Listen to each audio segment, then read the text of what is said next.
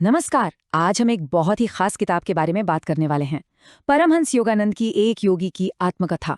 ये सिर्फ एक किताब नहीं है, ये तो चेतना की दुनिया में एक कमाल की यात्रा है। आइए इसके कुछ गहरे रहस्यों को समझते हैं।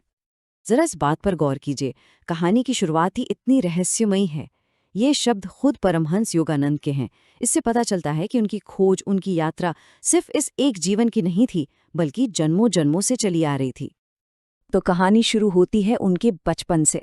योगानंद के अंदर ना ईश्वर को पाने की एक जबरदस्त तड़प थी, एक ऐसी चाह जो कभी कभी दर्दनाक भी लगती थी।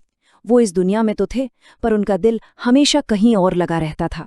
बार बार उनका मन हिमालय की तरफ भागता था, जैसे कोई उन्हें वहां बुला रहा हो। ये कोई बच्चों वाला सपना नहीं था, ये तो उनकी आत्मा की आवाज थी। उनके विश्वास की एक छोटी सी पर बहुत गहरी कहानी है।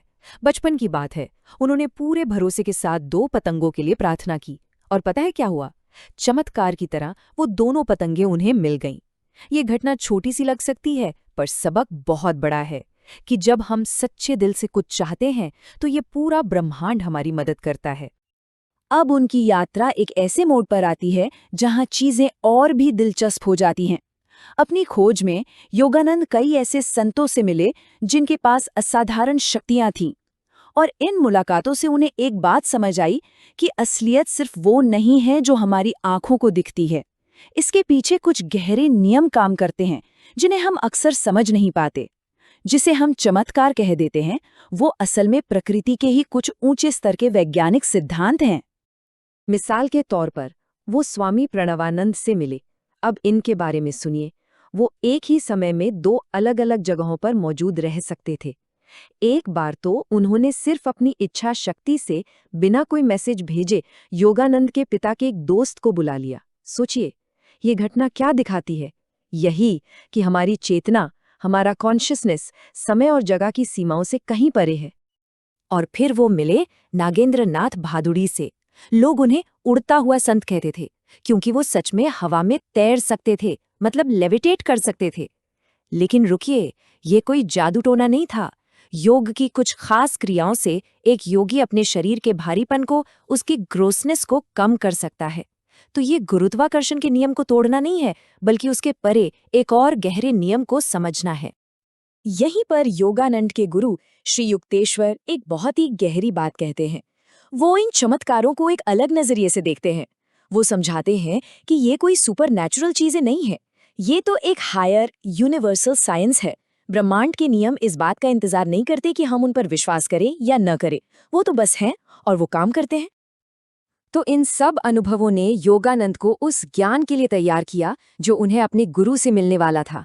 एक ऐसी चीज जो उनकी पूरी खोज का केंद्र बनने वाली थी, मुक्ति का एक सीधा वैज्ञानिक रास्ता, जिसे कहते हैं क्रिया योग।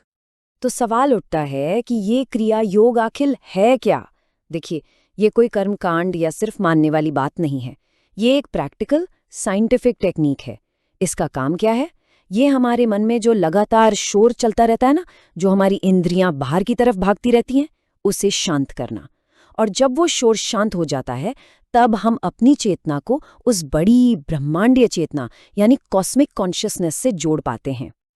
एक और जरूरी बात, क्रिया योग कोई अकेली चीज नहीं है। ये महर्षि पतंजलि के बताए अष्टांग योग का ही एक हिस्सा है। ये एक पूरा सिस्टम है जिसके 8 कदम हैं। ये यम और नियम यानी कि सही आचरण से शुरू होता है।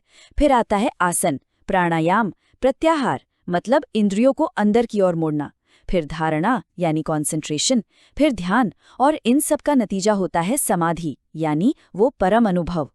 क्रिया योग क्या करता है? वो इस पूरी प्रक्रिया को, इस जर्नी को बहुत तेज कर देता है। तो क्रिया योग के अभ्यास से और अपने गुरु के आशीर्वाद से योगानंद आखिरकार अपनी यात्रा के शिखर पर पहुंचते हैं। उन्हें मिलता है ब्रह्मांडीय चेतना का सीधा अनुभव। यही तो उनकी सालों की खोज का मकसद था, ईश्वर के बारे में सिर्फ जानना नहीं, बल्कि खुद ईश्वर को अनुभव करना, एक हो जाना। अब वो उस अनुभव के बारे में जो बताते हैं, वो दिमाग को चकरा देता है। वो कहते हैं कि उनकी चेतना फैल गई, इतनी फैल गई कि उन्हें पूरा ब्रह्मांड एक तरल प्रकाश की तरह दिखने लगा। उन्होंने अरबों खरबों दुनियाओं को एक रोशनी में बदलते हुए देखा और महसूस किया कि पूरे यूनिवर्स का केंद्र उनके अपने दिल में धड़क रहा है। ये कोई सपना या कल्पना नहीं थी, ये चेतना का एक असली लिमिटलेस एक्सपेंशन था। और उस अनुभव के बाद मैं और तुम का फर्क ही खत्म हो गया, सब कुछ एक हो गया। वो बताते हैं कि जानने वाला यानी अननोअर, जानने की चीज द नोन और जानने का प्रोसेस द नोइंग, ये तीनों एक हो गए। इंसान, ब्रह्मांड, ईश्वर सब जैसे आनंद के एक ही समंदर में मिल गए। कोई अलगाव नहीं, कोई दूसरा नहीं, बस एकता। तो इस जबरदस्त अनुभव के बाद योगानंद की जिंदगी का एक नया अध्याय शुरू हुआ। उनका एक नया मिशन था। अब उन्हें ये प्राचीन और यूनिवर्सल ज्ञान, जो किसी एक देश या धर्म का नहीं है, पूरी दुनिया के साथ बांटना था, खासतौर से पश्चिम में, जहां भौतिकवाद ज्यादा था। और ये जो कैलिफोर्निया का आश्रम है ना, ये उनके मिशन का एक जीता जागता सबूत बन गया। कमाल की बात यह है कि उनके गुरु ने सालों पहले ही इसकी भविष्यवाणी कर दी थी कि समंदर के किनारे एक ऐसा आश्रम होगा जहां पूरब और पश्चिम का मिलन होगा। ये दिखाता है कि कैसे एक सच्ची आध्यात्मिक सोच आखिर में सच हो ही जाती है। तो उन्होंने पश्चिम को क्या सिखाया? उन्होंने कुछ बहुत ही फंडामेंटल बातें बताईं जो किसी एक धर्म की नहीं थीं। पहली बात कि धर्म को एक साइंस की तरह समझा जा सकता है। दूसरी, क्रिया योग का नियम मैथमेटिक्स की तरह ही यूनिवर्सल और सच्चा है। तीसरी, ईश्वर से डायरेक्ट कनेक्शन सिर्फ मानने से नहीं बल्कि ध्यान से, मेडिटेशन से होता है। और सबसे बड़ी बात कि हम ये शरीर नहीं हैं, हम वो आत्मा है जो हर जगह मौजूद है। उन्होंने पूरब और पश्चिम के ज्ञान के बीच एक खूबसूरत पुल बना दिया। चलिए अब इस किताब की सबसे गहरी, सबसे फंडामेंटल टीचिंग पर आते हैं। एक ऐसा सच जो जिंदगी, मौत और हम खुद कौन हैं, इस बारे में हमारी पूरी सोच को हिला सकता है। सवाल बहुत सीधा सा है, पर बहुत गहरा भी। अगर हम ये शरीर नहीं हैं, तो फिर हम हैं क्या?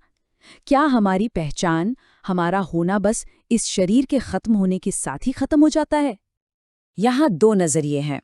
एक है भौतिकवादी नजरिया, जो कहता है कि हम बस ये शरीर हैं, शरीर खत्म तो हम भी खत्म, कहानी खत्म। लेकिन योगी का नजरिया बिल्कुल अलग है। वो कहता है कि हमारा असली रूप तो बिना शरीर का है।